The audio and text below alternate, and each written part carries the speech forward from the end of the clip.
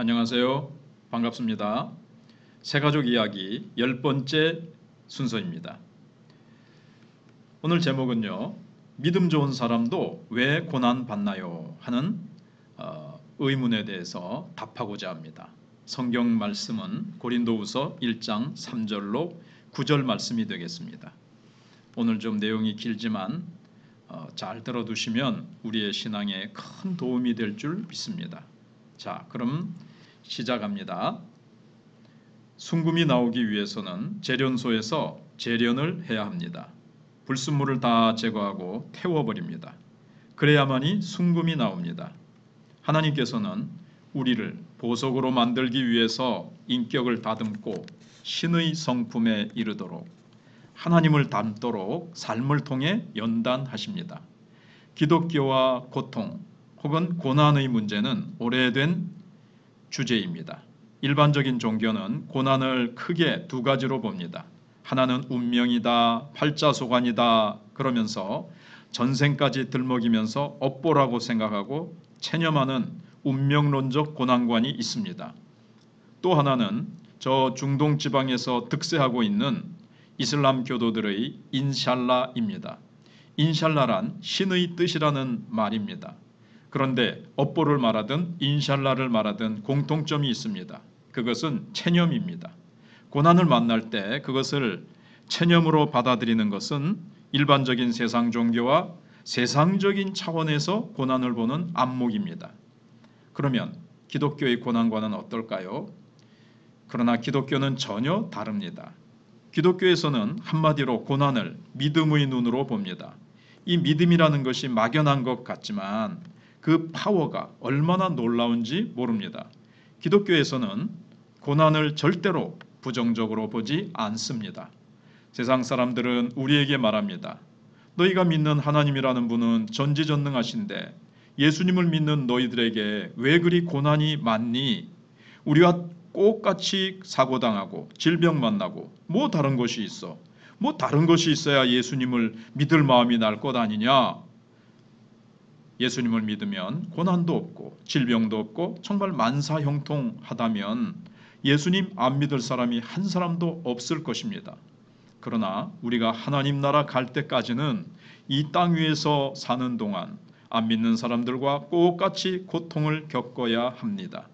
전쟁을 만나면 함께 전쟁의 순환 가운데 휩쓸려야 하고 출퇴근 시간이면 교통지옥을 경험하고 사고도 만나게 되고 질병도 만나게 되고 이 세상에 사는 동안에는 고난을 피할 수가 없는 것이 분명합니다.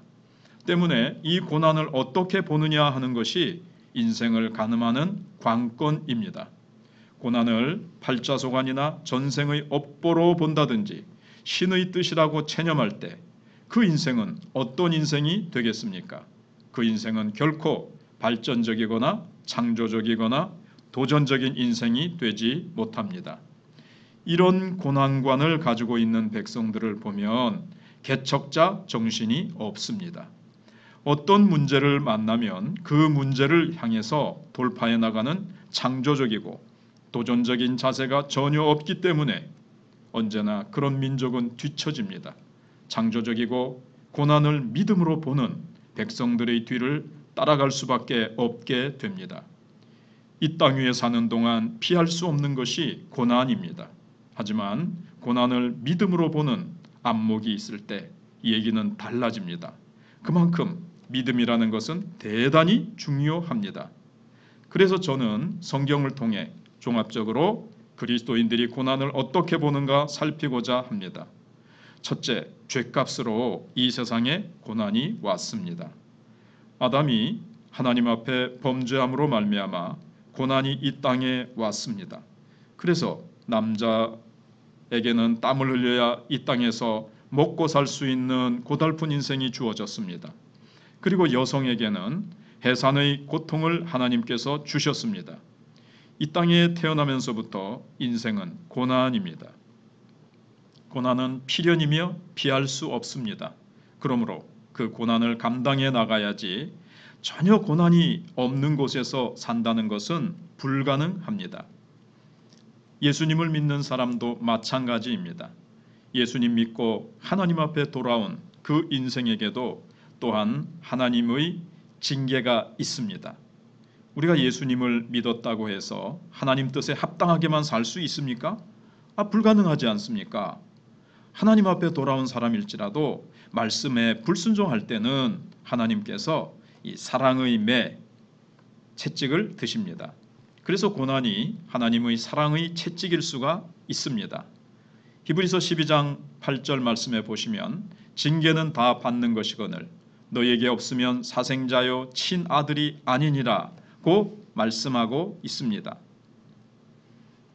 하나님의 자녀이기 때문에 하나님께서 순종하는 자녀로 만들기 위해 채찍을 드신다는 말씀입니다. 예수님을 믿는 사람들 가운데 평안할 때는 세상과 짝하고 하나님을 멀리하면서 적당하게 신앙생활 하다가 점점 위선과 타락의 길로 들어서는 사람이 있습니다. 그럴 때 하나님께서는 가만히 두지 않으십니다. 여러모로 경고하십니다. 설교자나 주위 친구들을 통해서 경고하십니다. 그래도 말을 듣지 않을 때는 사랑의 채찍을 드십니다. 어찌됐든 고난이 닥칠 때 성도들은 항상 이런 생각을 합니다. 내가 하나님 앞에 뭘 잘못했지? 부당하게 재정적으로 지출이 많을 때는 혹시 내가 하나님의 것을 도적질하지 않았나? 하나님의 것을 떼먹지 않았나? 마땅히 내가 베풀어야 할 것을 베풀지 않은 것이 뭐가 있는가? 라고 돌아봅니다. 어려운 일을 만날 때 항상 주위를 돌아보면서 점점 경건한 사람으로 돌아서는 계기로 삼는 것입니다. 때문에 고난 중에 첫 번째 생각할 수 있는 것은 내가 불순종하지 않았나 하는 것입니다.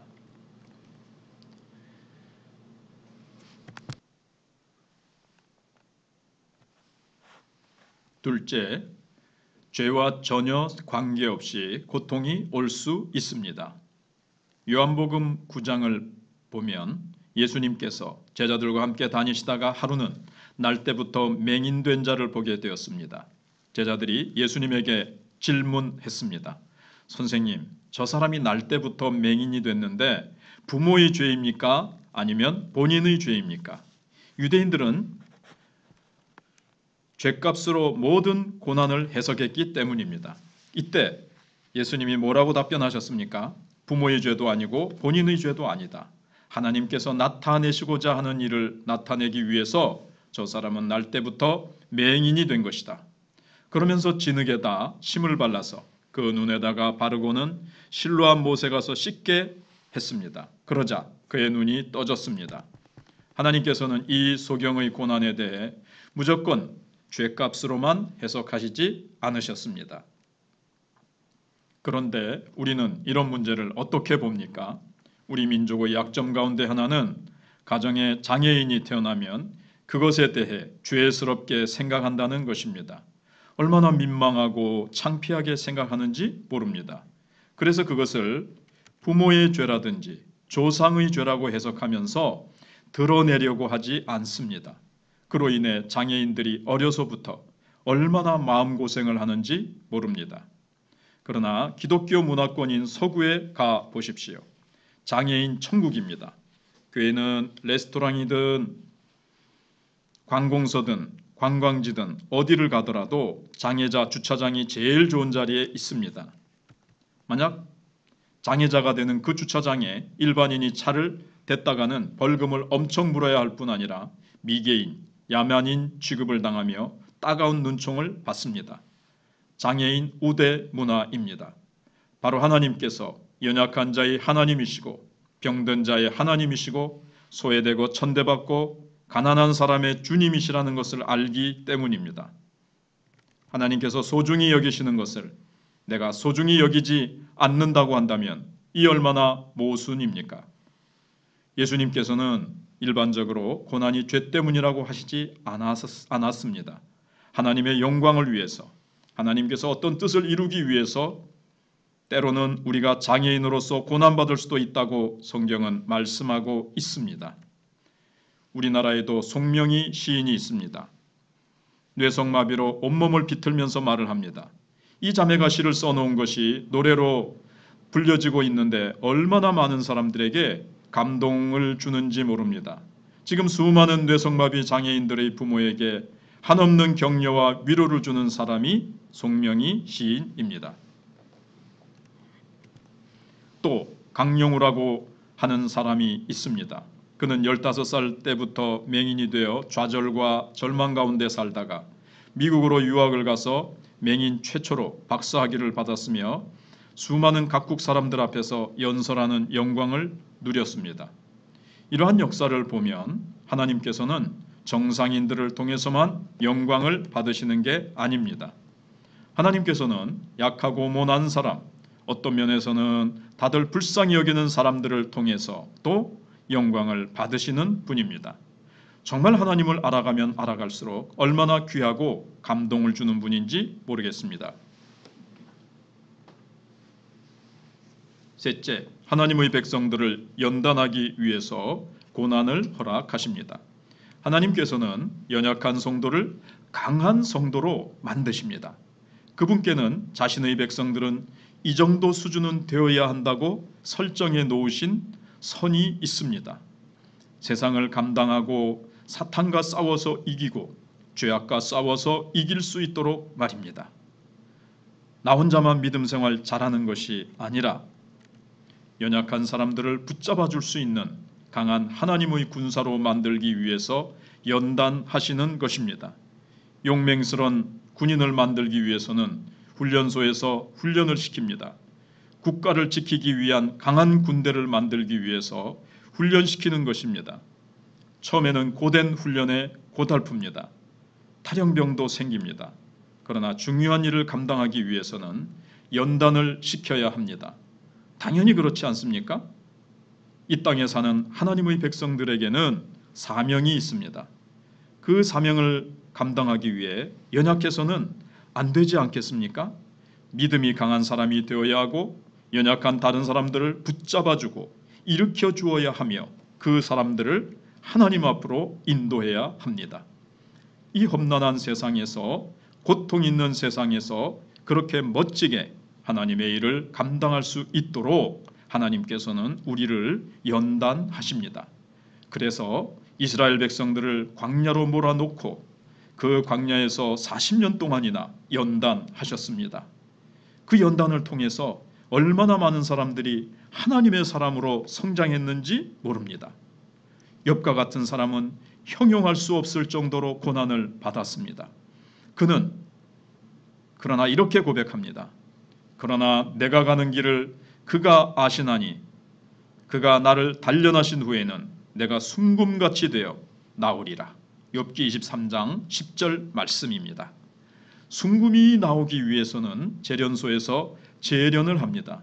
불순물을 다 제거하고 태워버립니다.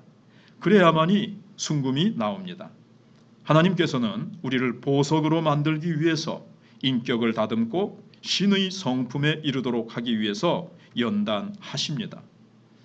정말 멋진 성품을 가진 놀라운 하나님의 사람으로 만들기 위해 하나님께서는 우리를 연단하십니다. 진주가 만들어질 때까지 이 조개 속에 모래알 같은 것이 들어가서 조개를 무던히도 괴롭힙니다. 또 다이아몬드가 만들어지기 위해서는 엄청난 열과 압력이 가해져야 되고 그리고 그 금광석을 깎고 다듬고 세공해야만 합니다. 보석과 같은 하나님의 사람은 주위 사람들을 통해 정말 존귀함을 받으며 그럼으로써 사는 가치와 보람을 갖습니다.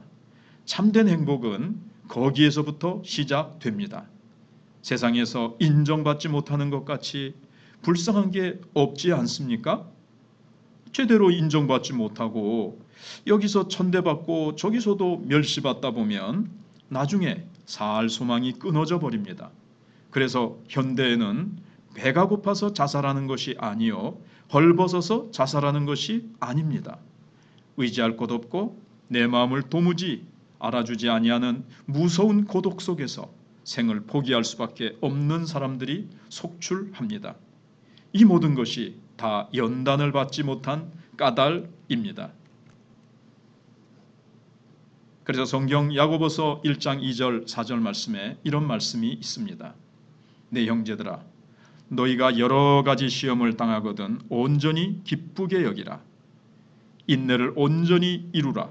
이는 너희로 온전하고 구비하여 조금도 부족함이 없게 하려 함이라. 아멘. 하나님이 보실 때 정말 조금도 부족함이 없도록 만들기 위해서 의도적으로 고난을 허락하신다는 말입니다. 훈련시키시는 것입니다. 단련시키시는 것입니다. 하나님의 의도를 어떻게 피합니까? 하나님의 계획을 어떻게 피합니까? 그렇기 때문에 고난이 올 때 하나님의 백성들은 절대로 부정적으로 보지 않고 오히려 긍정적으로 봅니다.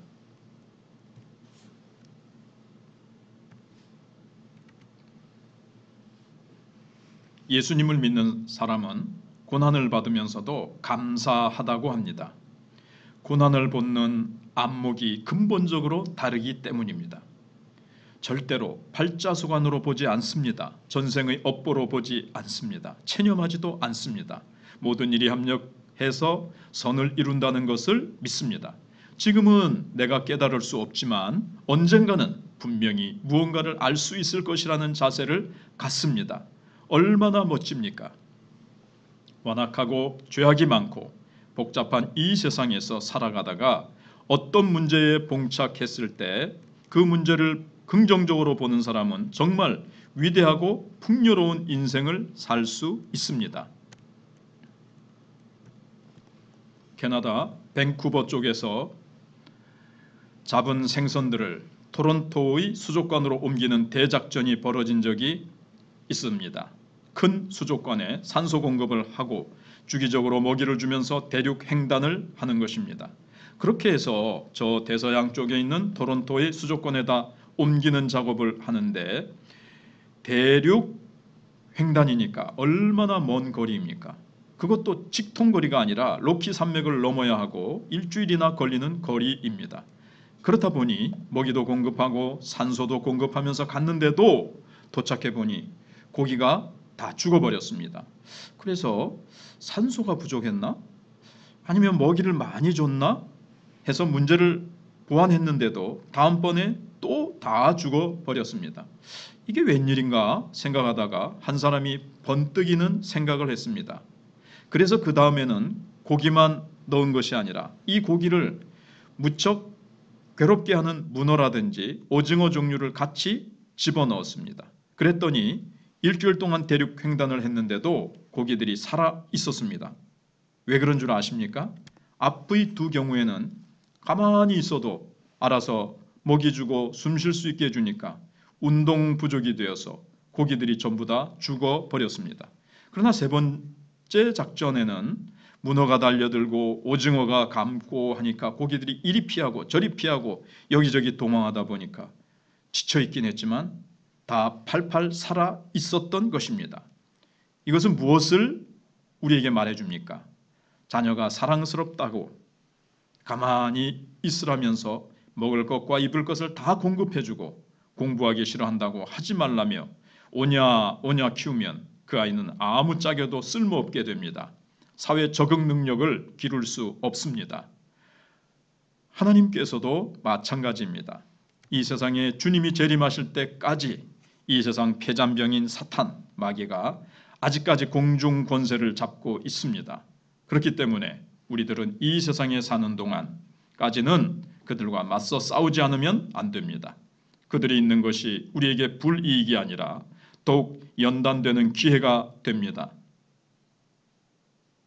더욱더 주님을 의지하게 됩니다. 그리하여 주님과 함께 짜릿하게 승리하여 승리의 계가를 부르면서 살 수 있는 것이 그리스도인들입니다. 그렇기 때문에 사탄 마귀가 존재하는 한 우리는 이 땅 위에서 고난을 받을 수밖에 없습니다. 그러나 그 고난에 침몰되는 것이 아니라 패배하는 것이 아니라 승리하도록 하나님께서 프로그램을 해 놓으셨습니다. 그것이 바로 고난을 보는 믿음의 안목입니다. 이것이 예수님을 믿고 따르는 하나님의 자녀들에게 주신 축복입니다. 의인은 믿음으로 말미암아 삽니다. 예수님을 믿는 사람은 하나님을 신뢰하고 하나님을 의지하는 것으로 산다고 했습니다. 그렇기 때문에 이 믿음이라는 것이 얼마나 소중한지 모릅니다. 찬송하리로다. 그는 우리 주 예수 그리스도의 하나님이시요 자비의 아버지시요 모든 위로의 하나님이시며. 고린도후서 1장 3절 말씀입니다. 아멘. 우리의 주인 되신 구원자 예수 그리스도의 하나님이시요 무한한 용서와 긍휼로 우리를 품에 안으시는 자비의 아버지 하나님께서 환난 중에 우리를 위로하십니다. 하나님께 받는 위로로서 모든 환난 중에 있는 자들을 능히 위로하게 됩니다. 우리가 고난을 받을 때 하나님의 위로를 받습니다. 고통이 크지 않을 때는 사람의 위로도 도움이 됩니다. 그러나 큰 고난을 받아보십시오. 사람의 위로는 아무 소용이 없습니다. 오직 하나님의 위로밖에는 효력이 없습니다. 사람의 위로는 그 당시 뿐이고 돌아서면 오히려 모멸감과 수치심 때문에 몸을 떨게 됩니다. 하지만 하나님 앞에 나와 모든 것을 아뢰고 위로를 받고 난 후에는 모멸감이나 수치심은 전혀 없고 그 마음에 참된 평안이 넘칩니다. 우리는 세상에 살면서 하나님의 위로가 필요합니다. 하나님의 위로가 없이는 힘을 얻을 수가 없습니다. 예수님을 믿는 사람들은 하나님의 위로가 얼마나 소중한지를 체험합니다. 오직 하나님의 위로를 받아본 사람만이 하나님의 위로를 전할 수 있는 도구로 사용됩니다. 맹장 수술을 해본 사람만이 맹장 수술하는 사람에게 위로자가 됩니다. 고난에 대해 절대로 부정적으로 보지 않기 때문에 복음성가 가사대로 동남풍아 불어라 서북풍아 불어라 가시밭에 백합화 예수 향기 날린다 하는 찬송을 부르며 사는 것이 예수님을 믿는 사람들입니다. 그들은 위로자로 쓰임받습니다. 하나님께 쓰임받는다는 기쁨과 감격이 있습니다.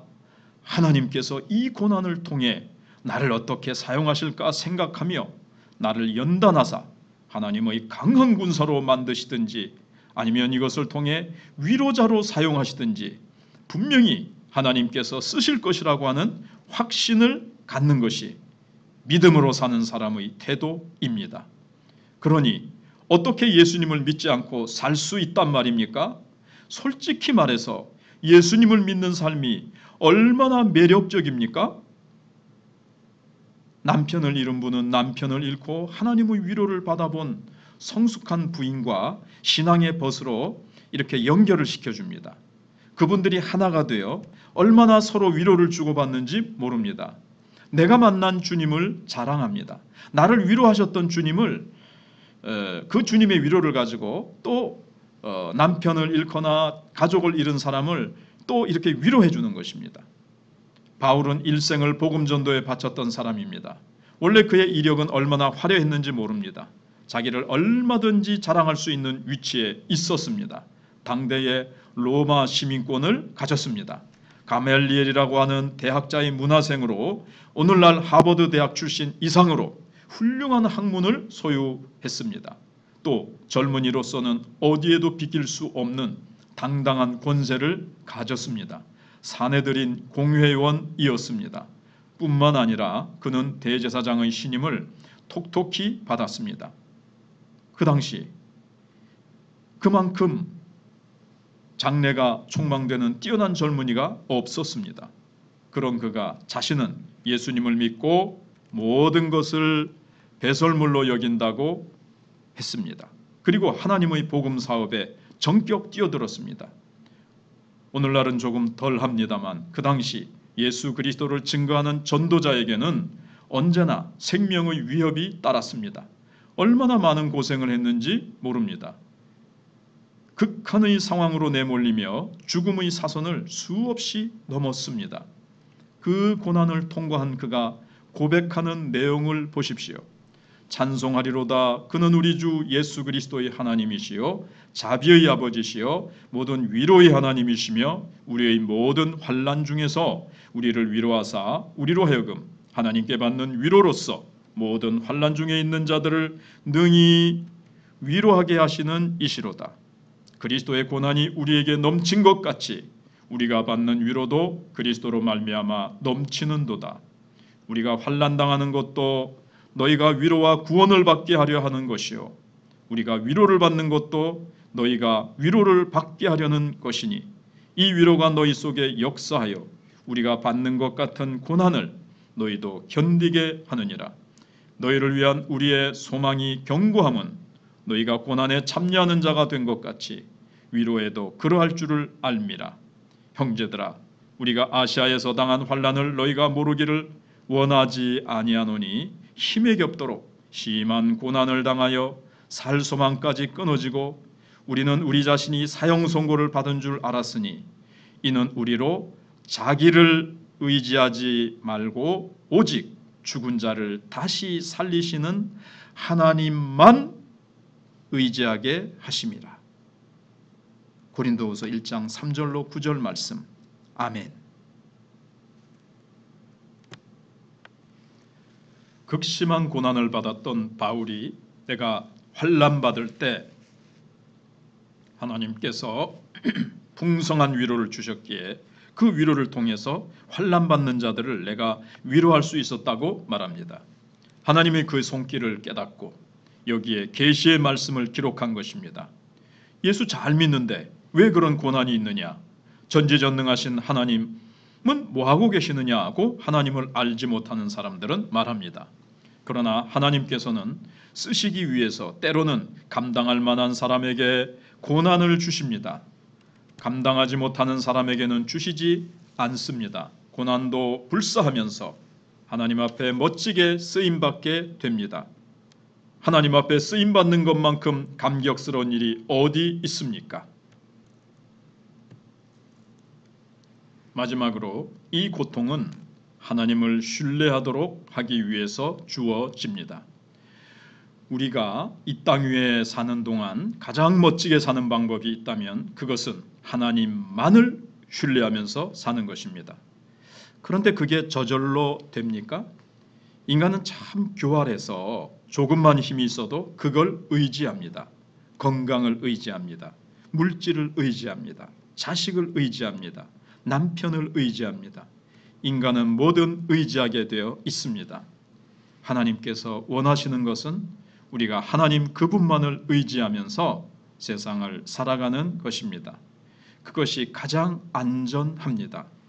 그러면 남편도 믿지 말고 자식도 믿지 말고 그렇게 살아야 한다는 얘기입니까? 이것은 그런 얘기가 아닙니다. 하나님을 의지하면서 자녀를 맡기고 아내와 남편을 하나님께 맡기고 내 가족을 하나님께 맡기면서 하나님께로 신뢰를 옮기는 것입니다. 이것이 참 믿음입니다. 성경은 말하기를 우리 인생은 질그릇이라고 했습니다. 질그릇이 뭡니까?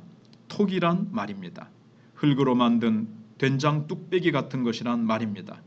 질그릇은 얼마나 연약한지 들고 있다가 놓치면 박살이 납니다.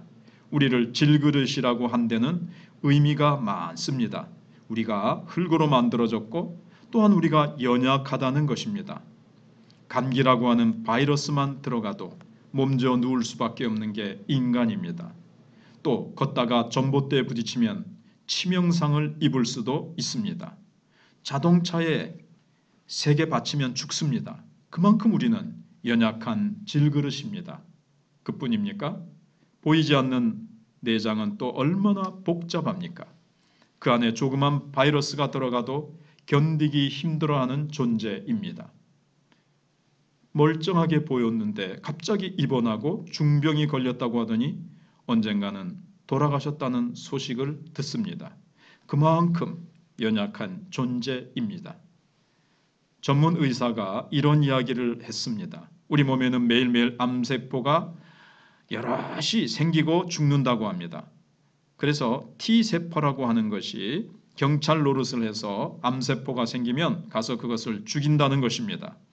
매일 암세포가 생겼다가 죽고 또 생겼다가 죽는 일이 계속 반복되면 건강한 사람입니다. 그런데 T 임파구가 연약해져서 이 암세포를 죽이지 못하면 암에 걸리는 것입니다. 그러면 T세포는 어떻게 해야 강해지는 것입니까? T세포를 가장 연약하게 만드는 주 요인은 스트레스라고 합니다. 그래서 현대인들이 암에 많이 걸리는 것입니다. 스트레스를 너무나 많이 받으니까 T세포가 약해져서 암세포를 죽일 힘이 없어져서 암에 걸리는 겁니다. 그런데 이 스트레스를 우리가 정복할 수 있는 비결이 있습니다. 그것은 오직 믿음밖에 없습니다. 언제나 기뻐하고 감사하는 것입니다. 우리 속에 감격이 있으면 스트레스를 해소할 수 있습니다. 사실 우리가 세상에 살면서 어떻게 스트레스를 전혀 안 받습니까? 가정에서도 받고 학교에서도 받고 직장에서도 받고 사업장에서도 받습니다. 인간관계 속에서도 받습니다. 그러나 그 스트레스를 해소하면서 살 수 있는 비결은 하나님께서 말씀해 주셨습니다. 항상 기뻐하고 쉬지 말고 기도하고 범사에 감사하면 됩니다. 이것은 그리스도 예수 안에서 너희를 향하신 하나님의 뜻이라고 했습니다. 하나님의 명령입니다. 어떻게 기쁨이 없는데 기뻐할 수 있습니까? 하나님의 명령이기 때문입니다. 고난이 있는데 어떻게 감사할 수 있습니까? 고난을 믿음으로 볼 때 감사할 수 있습니다. 그 감사가 그냥 되는 게 아닙니다. 억지로 어떻게 감사가 되며 억지로 어떻게 기뻐합니까?